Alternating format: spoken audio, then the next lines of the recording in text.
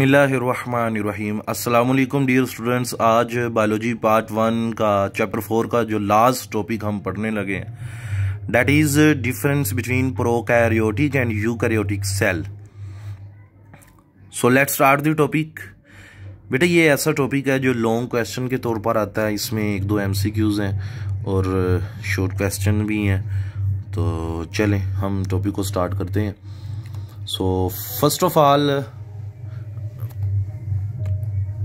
Eukaryotic cell and prokaryotic cell. My dear students, biologist ने cell को 2 categories में divide किया है, एक यूकैरियोटिक सेल और एक प्रोकैरियोटिक सेल।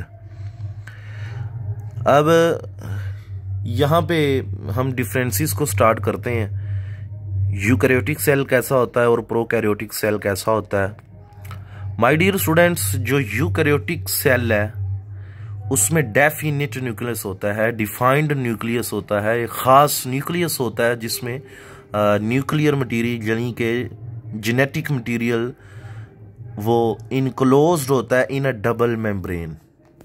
ठीक हो गया। जो जेनेटिक मटेरियल होता है उसके गिर्द क्या होती है, डबल मेम्ब्रेन होती है। ठीक हो गया। जो यूकैरियोटिक सेल है उसमें डिफाइंड न्यूक्लियस होता है और उस न्यूक्लियस के अंदर न्यूक्लियर मटेरियल पड़ा हुआ है, क्योंकि न्यूक्लियस की न्यूक्लियर मेम्ब्रेन है और उस जेनेटिक मटेरियल क्योंकि वो न्यूक्लियस के अंदर है, सो उस जेनेटिक मटेरियल को सराउंड किया हुआ है किसने, इनक्लोज किया हुआ है न्यूक्लियर मेम्ब्रेन ने, यानी कि डबल मेम्ब्रेन ने। But on the other hand prokaryotic cell have no defined nucleus. So nuclear material, genetic material जो है वो जब न्यूक्लियस ही नहीं नज़र आता है ही नहीं, तो जो जेनेटिक मटेरियल है वो साइटोप्लाज्म में डूबा होता है, उसे किसी भी मेम्ब्रेन ने सराउंड या इनक्लोज नहीं किया होता है। सो nuclear material is without any membrane and directly submerged, डूबा होता है इनटू साइटोप्लाज्म, वो साइटोप्लाज्म में पड़ा होता है। Number 2, organism possessing eukaryotic cell called eukaryotes. वो जानदार जिनमें यूकैरियोटिक सेल्स पाए जाते हैं हम उन्हें यूकैरियोट्स कहते हैं, और वो जानदार जिसमें प्रोकैरियोटिक सेल पाए जाते हैं हम उसे प्रोकैरियोट्स कहते हैं। नंबर 3 पॉइंट पे आ जाएं।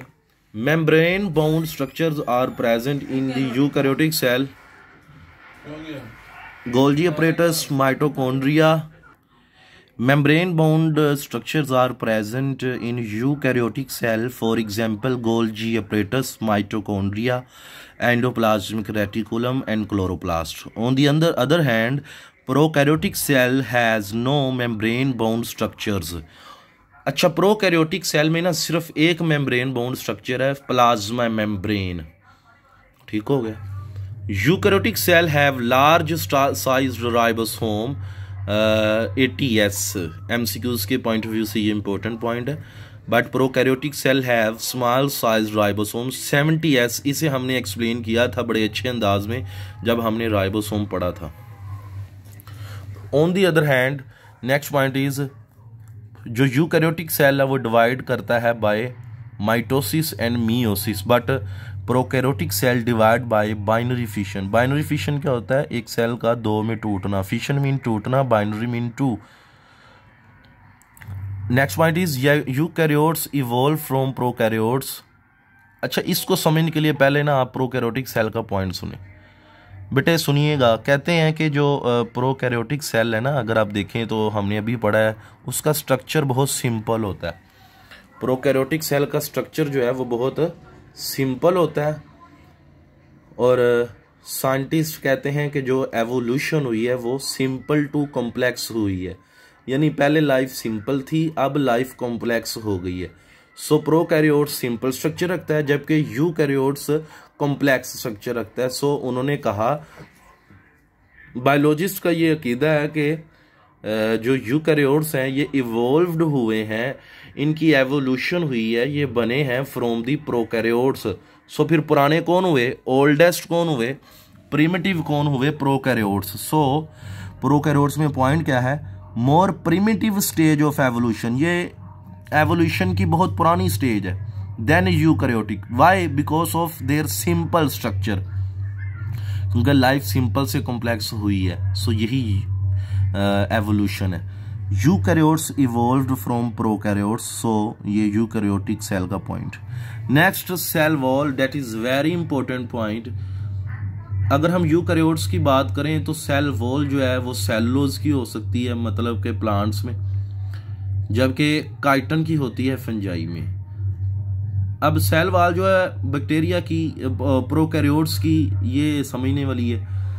जो प्रोकैरियोट्स हैं इनकी सेल वॉल बनी होती है पेप्टाइडोग्लाइकेन से और म्यूरिन से, और म्यूरिन इन दोनों का, या इसे म्यूरिन कहते हैं या पेप्टाइडोग्लाइकेन कहते हैं।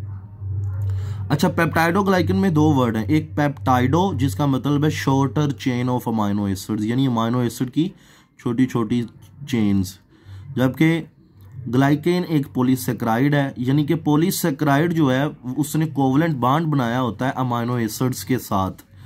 अगर ये मैं आपको एक्सप्लेन करूं तो बेटा ये कुछ इस तरह से होगा। फॉर एग्जांपल ये देखें जी, for example this is a polysaccharide chain, this one is the polysaccharide chain. You can see with your own eyes, this is a polysaccharide chain. अब इस polysaccharide chain के साथ जुड़े हुए हैं अमाइनो एसिड्स की शॉर्ट चेन्स। ये देखें,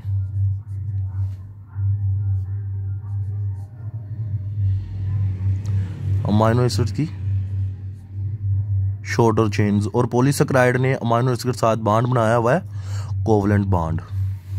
सो ये वो कहना चाह रहा है। लास्ट में एक पॉइंट है जी, sacculus, that is very very important short question. Sacculus क्या होता है? ये जो बैक्टीरिया की सेल वॉल है ना, अगर आप ये गौर करें, मैंने यहाँ पे एक प्रॉपर वे में नहीं बनाया, सिर्फ आपको समझ आ जाए, जगह भी नहीं थी तो इसलिए आपको ये समझना जरूरी है। ये पूरी रेड कलर में ये सेल वॉल है, ब्लैक में प्लाज्मा मेम्ब्रेन और अंदर साइटोप्लाज्म। माय डियर स्टूडेंट, अगर आप देखें सेल वॉल जो है ना एक बड़ा सा मॉलिक्यूल है, बहुत मोटा सा स्ट्रक्चर है, तो यही वो सैकुलस इसे कहते हैं कि entire cell wall is a single huge molecule, this is called sacculus. Now the examples, eukaryotic cells में एग्जांपल है plants and animal cells, but on the other hand prokaryotic cell में है bacteria and cyanobacteria. So my dear students, that was the topic of the day. I hope आपको ये समझ आ गया होगा। ये लॉन्ग क्वेश्चन है। ओके जी, thank you very much. Allah Hafiz.